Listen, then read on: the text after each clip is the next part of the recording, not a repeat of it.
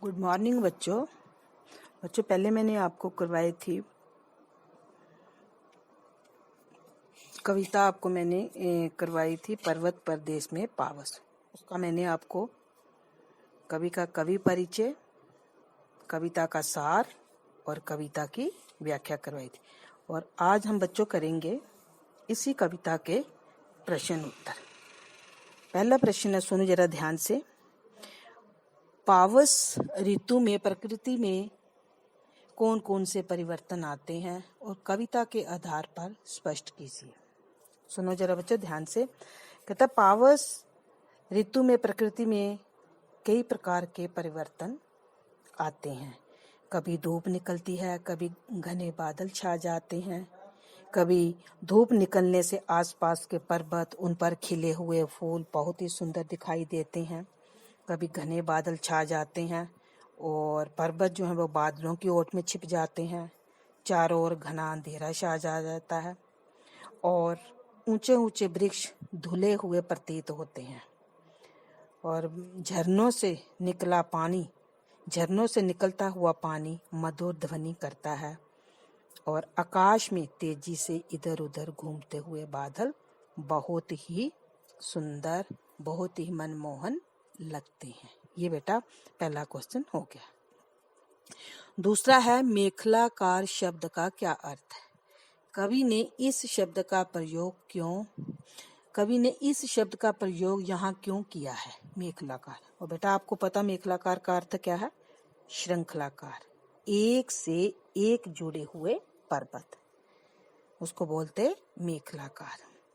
कवि ने पर्वत की सुंदरता को प्रकट करने के लिए इस शब्द का प्रयोग किया। कौन सा शब्द? मेखलाकार। पर्वतों की श्रृंखला एक दूसरे से जुड़कर दूर तक फैली हुई है और उनकी सुंदरता अत्यंत आकर्षक है, मन को मोह लेती है। तीसरा प्रश्न है, सहस्त्र दीर्घ सुमन से क्या तात्पर्य है? कवि ने इस पद का प्रयोग किसके लिए किया होगा?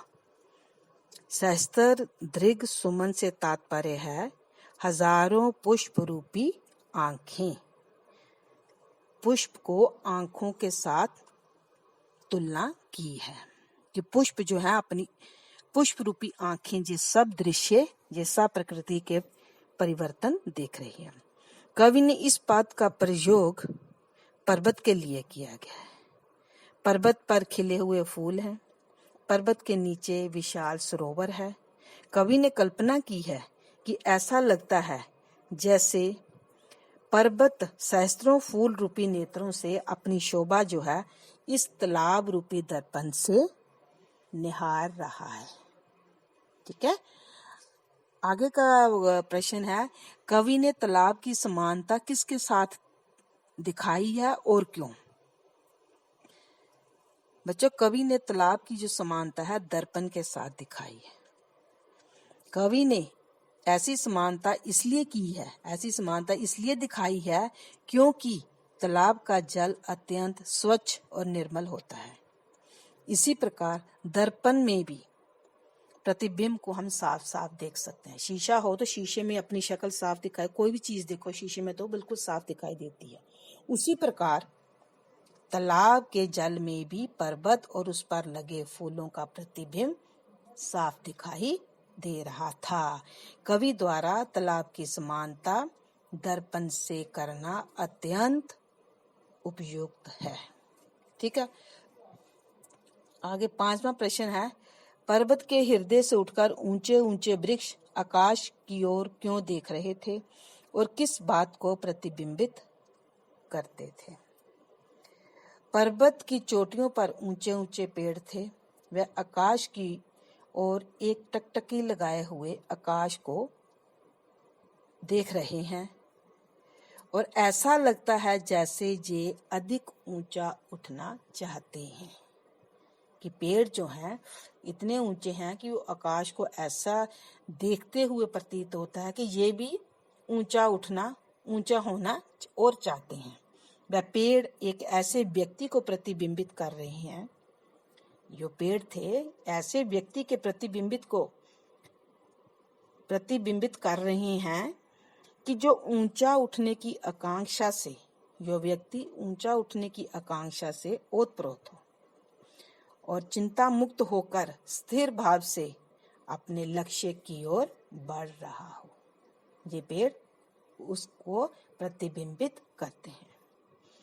आगे है, शाल के वृक्ष भयभीत होकर धरती में क्यों धंस गए।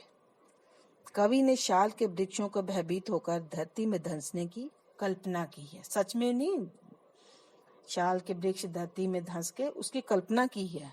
वर्षा इतनी तेज और मूसलाधार थी कि मानो ऐसे लगता था कि आकाश टूटकर धरती पर गिर गया हो।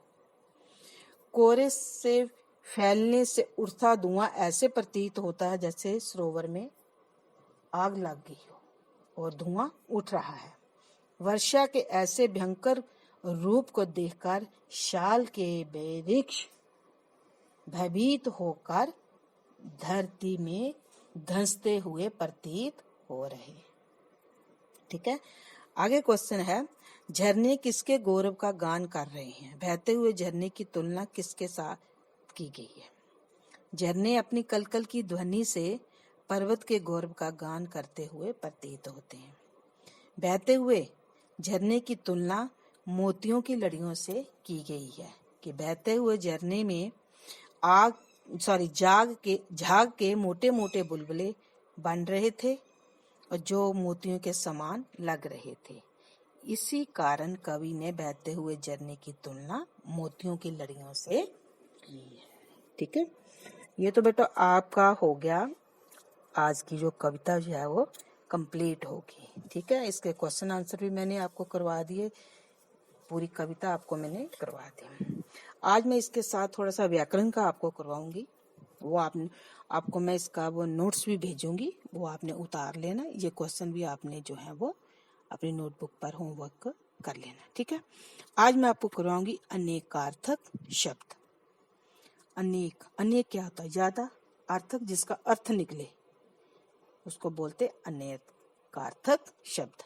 हिंदी में कुछ ऐसे शब्द भी प्रयुक्त होते हैं, हिंदी में कुछ ऐसे शब्द भी प्रयुक्त होते हैं जिसके अर्थ जो है वो भिन्न भिन्न होते हैं। एक तो शब्द है ना ऐसा जिसका एक अर्थ एक है, और कुछ ऐसे शब्द हैं जिसके जो अर्थ हैं वो अलग अलग होते हैं। शब्द एक ही होता है परंतु अर्थ उसके अलग अलग होते हैं। शब्द जो है वो एक ही होता है परंतु उसके अर्थ जो है वो अलग अलग होते हैं। जैसे आम, आम का अर्थ क्या होता है, एक तो हो गया आम का फल जो हम खाते हैं। इसका दूसरा अर्थ हो गया जैसे साधारण सा, मामूली, आम आदमी जिसको मामूली बोलते हैं। दूसरा है अशोक। अशोक, शोक क्या होता है, दुख। अशोक दुख से रहित, मतलब शोक से रहित। और दूसरा क्या हो गया, एक प्रसिद्ध राजा जो राजा अशोक हुआ था, और इसका एक और मीनिंग है वो है अशोक वृक्ष, वृक्ष का नाम भी अशोक है। उसके बाद है अंबर। अंबर एक तो हो गया आसमान, दूसरा बेटा हो गया वस्त्र, कपड़े। उत्तर, एक उत्तर हो गया जैसे उत्तर दिशा, पूर्व पश्चिम उत्तर दक्षिण, एक दिशा ये होगी। एक उत्तर हो गया जवाब, और एक उत्तर हो गया हल, मतलब प्रश्न का उत्तर देना, उसको हल करना प्रश्न को। कनक, कनक एक तो हो गया सोना जिसको आप इंग्लिश में गोल्ड कहते हो, और दूसरा हो गया धतूरा जो भगवान शिव जी के पर चढ़ाया जाता है। कर, एक कर हो गया टैक्स, जैसे हम इनकम टैक्स देते हैं, रोड टैक्स देते हैं, मतलब जो सरकार को देते हैं टैक्स। और एक कर हो गया हाथ, और एक कर हो गया सूंड, जैसे हाथी की सूंड। काल, काल एक तो हो गया समय, समय, समय, काल का मतलब समय। और दूसरा काल हो गया मृत्यु, जैसे किसी की, पुराने जो लोग थे किसी की मृत्यु होती थी तो वो मृत्यु नहीं बोलते थे, वो कहते फलां इंसान का काल हो गया, मतलब उसकी मृत्यु होगी। कुल, एक कुल हो गया सब इकट्ठे हो जाएं, कुल। एक कुल हो गया वंश, किस वंश से हो, किस जाति से हो। गुरु, गुरु का मतलब बेटा एक तो हो गया बड़ा, गुरु तो बड़ा। दूसरा हो गया दो मात्राओं का अक्षर है, इसको दो मात्राएं लगी है, ग को भी लगी है और र को भी लगी है। और तीसरा जो हो गया बृहस्पति, जैसे रविवार, सोमवार, मंगलवार, बुधवार और वीरवार को बृहस्पतिवार भी कहते हैं। आगे है ज्येष्ठ, ज्येष्ठ होता है बड़ा, ज्येष्ठ होता है बड़ा। और दूसरा इसका अर्थ है जेठ का महीना, जैसे इंग्लिश में जनवरी, फरवरी, मार्च होता है, ऐसे देसी महीने का नाम है, उन्हें जेठ का महीना भी होता है। और तीसरा है स्त्री के पति का बड़ा भाई, जैसे आपकी मम्मी, आपके डैडी का बड़ा भाई, आपकी मम्मी का क्या लगा, जेठ, ठीक है। उसके बाद है नव, नव का होता है एक अर्थ नया और दूसरा होता है नौ की संख्या, जैसे 1 2 3 4 5 6 7 8 9, ठीक है। फल, एक हो गया फल पेड़ का फल, जो पेड़ को लगते हैं फल, और दूसरा फल होता है नतीजा, रिजल्ट जिसको बोलते हैं। उसके बाद है सर, एक तो सर हो गया तालाब, सर हो गया तालाब, दूसरा इसका अर्थ हो गया सिर। आगे है संज्ञा, संज्ञा का एक तो अर्थ है नाम, जैसे किसी व्यक्ति, वस्तु, किसी जगह के नाम को संज्ञा कहते हैं। दूसरा संज्ञा का अर्थ है सूर्य की पत्नी, सूर्य भगवान की पत्नी। भाग, एक भाग का अर्थ है हिस्सा और दूसरा भाग का अर्थ है दौड़ना, भागना, दौड़ना। उसके बाद है पूर्व, पूर्व हो गया पहला, जैसे आज हमारे जो प्रधानमंत्री है नरेंद्र मोदी जी हैं, और इससे पूर्व कौन से थे, मनमोहन सिंह जी, ठीक है। और एक हो गया दिशा, जैसे पूर्व, पश्चिम, उत्तर, दक्षिण।